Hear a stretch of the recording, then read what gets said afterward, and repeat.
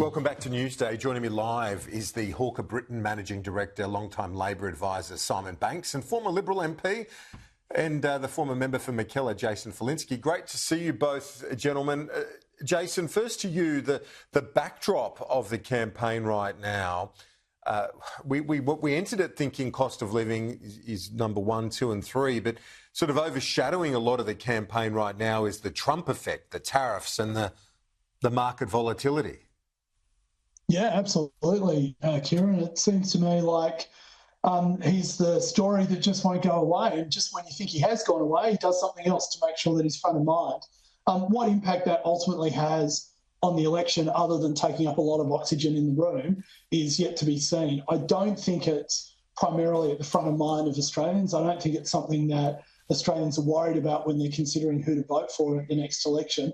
But he's certainly making himself both a prominent and permanent feature of this campaign. Simon, what's your read on it all? There's a view that when you've got chaos and volatility, it can assist the incumbent, but then Peter Dutton is running very hard on who is the better economic manager. That's his message to the Australian voter. Yeah, look, it generally favours incumbent. That's the truth, Kieran. You know, people don't like change and chaos going on in their lives. And look, I think Jason's broadly right. I think the main effect that it has is that it kind of swamps the general political environment and makes it harder for either side to get their political messages through in all of this. But I think the problem that Peter Dutton and the Liberal Party in particular have got is that they've tied themselves to so many of the kind of the values and in many cases some of the policies that Donald Trump's been espousing. So at the same time, you know, you get people like Michaelia Cash coming out there saying that Peter Dutton will govern in exactly the same way that Donald Trump is governing. Most Australians are sitting there watching what's going on in the United States with a real sense of dread and horror. Well, Jason, what do you make of that? Is that an issue for Peter Dutton to try and navigate off the back of the public service cuts and other comments made earlier in the piece?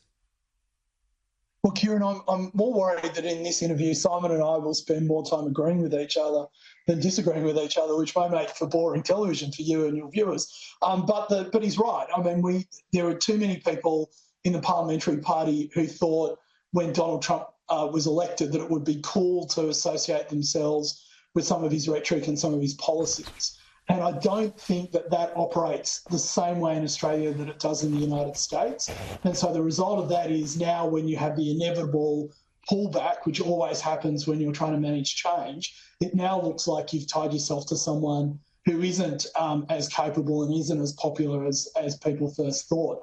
The other thing I think is that whenever Australian politicians, both in the Labor Party and the Liberal Party, and indeed in the minor parties, tie themselves to overseas politicians and some of the ideas they're espousing, they forget the most important thing of democracy, which is it's about the voters. And in Australia, it's about Australian voters, not American voters. So that is a problem of our own making. I think that Peter Dutton didn't do that, but I think some of the people around him may have fallen into that trap, and it's something that they're going to have to dig themselves out of now.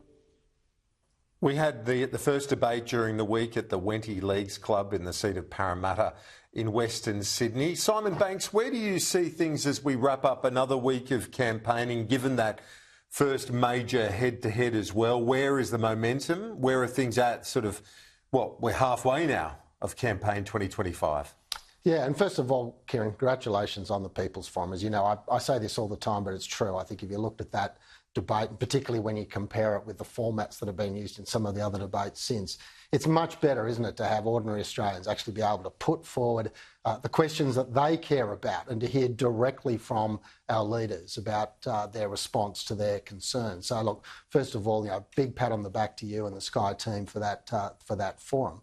Look, I think the problem that we've got is that, look, and you don't have to take my word for it, I think we can see it from all of the opinion polls and other things that are coming out. The momentum, I think, is firmly with the government at the moment. I think that's been true over the last month, but I think it's propelled into the first 2 formal weeks of this election campaign. But there are still an enormous number of undecided voters out there, and of course voting hasn't even actually started yet. But kind of coming back to that very first point that Jason quite rightly made, in a campaign where you've got external events coming over the top and washing, when you've got some major public holidays coming up, the Australian people aren't going to have as much time to focus on the choice they will make when they go to vote, whether it's in a pre-poll just after Easter or even on election day on May 3. So every day of this campaign is precious.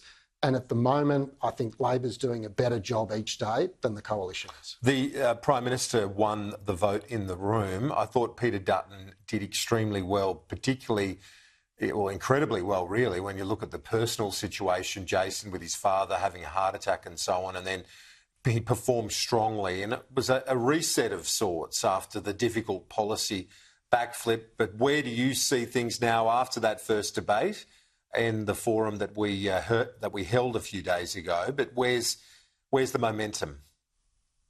Yeah, just to echo what Simon said just a second ago, those forums that you do, Kieran, and that Sky does and the team, it is very stark, the differences in the types of questions that, not to have a go at people, but the Canberra Press Gallery asked versus a forum of ordinary voters. But I slightly disagree with Simon. I think the momentum that Labor has enjoyed to date has been from that 2-week period when both parties thought they'd be in an election and it became a bit of a dead period. And Labor did much better in that 2 weeks. I think since the budget in reply, every day Peter Dutton has been winning. And I think that debate in terms of the criteria that he had to meet, which was to introduce him to more of the Australian people, explain what he stands for and why he stands for those things, and humanise himself with more Australians. He did that extremely well. I think the reversal in the work from home policy also softened a lot of the sharp edges that we were taking into the campaign. So I think overall this week has been an incredibly good week for the Coalition, and we might start to see that reflected in the polls next week. And then the narrative changes again. And as Simon's pointing out, we have in the middle of this campaign both Easter and Anzac Day, and they will be, I think, both reset points, or the point at which a majority of undecided Australian voters will begin to kind of start to take stock and realise that they have to start to make up their minds. Jason Falinski, Simon Banks, gentlemen, great to see you both. Appreciate it.